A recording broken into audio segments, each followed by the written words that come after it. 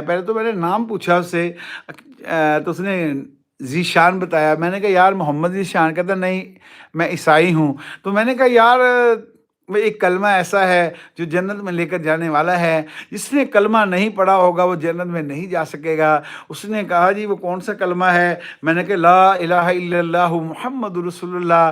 میں نے کہا لوگ اس لیے نہیں پڑھتے نا، آج کے مسلمان سارے گناہوں میں ڈوبے ہوئے، کیا قیامت کے دن تمہارا یہ عذر اللہ کے سامنے چلے گا کہ ہم ان مسلمانوں کی وجہ سے اے اللہ مسلمان نہیں ہوئے تھے، اے اللہ ہمیں جنت میں داخل کر دے، ہمیں جہنم سے بچا لے۔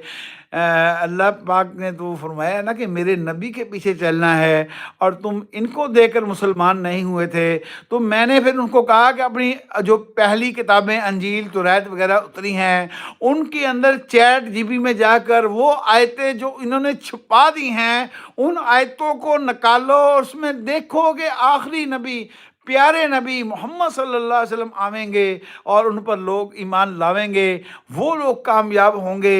تو میں یہ بات کر کر چلا، تھوڑا ہی دور ایسے ہی میں جیسے 4-5 گز آگے گیا ہوں گا، لیکن اس نے پیچھے سے آواز دے کر کہا کہ وہ کلمہ تو بتاتے جاؤ دوبارہ۔ تو میں واپس ہوا، میں نے اس کا دائیں ہاتھ پکڑا، اور میں نے پھر اس کو جیسے کلمہ پڑھاتے ہیں نا، اشہد ان لا الہ الا اللہ و اشہد ان محمدن عبدہ و رسولہ، اس نے پڑھا اور اس کا دل خوش ہو گیا۔ پھر میں نے وہاں سے آ گیا۔ مطلب ہمارا سمجھا